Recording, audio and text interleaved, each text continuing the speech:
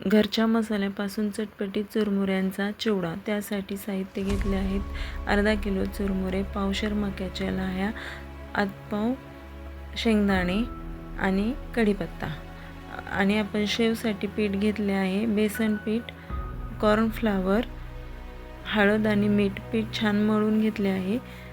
त्यासाठी घरचा मसाला घेतला आहे: हिरवी मिरची, लाल मिरची, लसूण, धने. आता आपण पीठ मळून ठेवले आहे, त्याची शेव बनवून घेऊया. शेव काढण्यासाठी तेल गरम केले आहे, त्यात शेव सोडली आहे. शेव छान खुसखुशीत व लालसर रंगावर तळून घेऊया. मंद आचेवर शेव छान तळून घेऊया.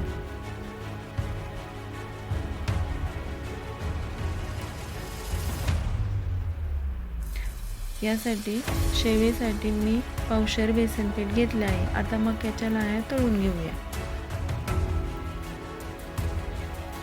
मक्याच्या लाह्या चांगल्या कडक तेलावर तळून घेऊया, म्हणजे त्या छान खुसखुशीत होऊन फुलतात.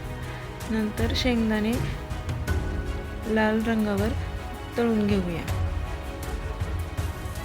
मंद आचेवर छान शेंगदाणे तळून घेऊया. नंतर कढीपत्ता तळून घेऊया. तेल निथळून कढीपत्ता काढून घेऊ. नंतर कढईत 2 चमचे तेल घेऊ. त्यामध्ये फोडणीसाठी जिरी, मोहरी, हळद व मीठ घालून थोडे थोडे मुरमुरे छान कुरकुरीत गरम करून घेऊया.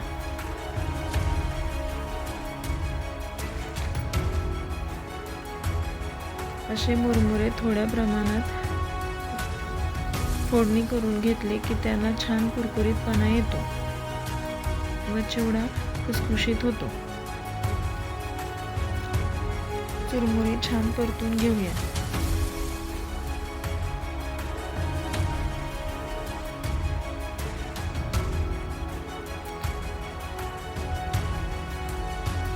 चिवडा खुसखुशीत होतो कारण आपण थोड्या थोड्या प्रमाणामध्ये त्याला फोडणी घालून परतून घेतो.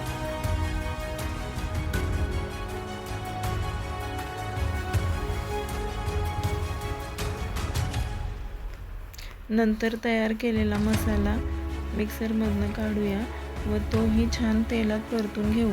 ह्याचा ठसका होऊ नये मिरचीचा, त्यामुळे त्यात थोडे मीठ घालून छान परतून घेऊ.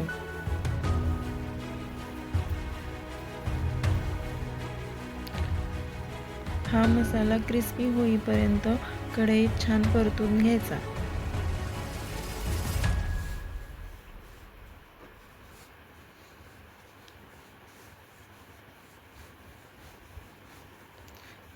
कुरकुरीतपणा येईपर्यंत त्याला चमच्याने हलवत राहूया. ह्या मसाल्यामुळे चिवड्याला एक खास चव येते. घरचा मसाला असल्यामुळे ह्याचा आपल्याला काहीही त्रास होत नाही.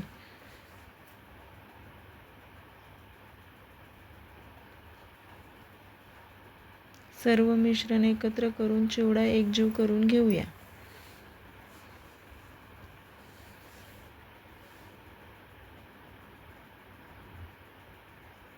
आपला चिवडा तयार झाला आहे. छान खुसखुशीत चिवडा तयार आहे. एकदा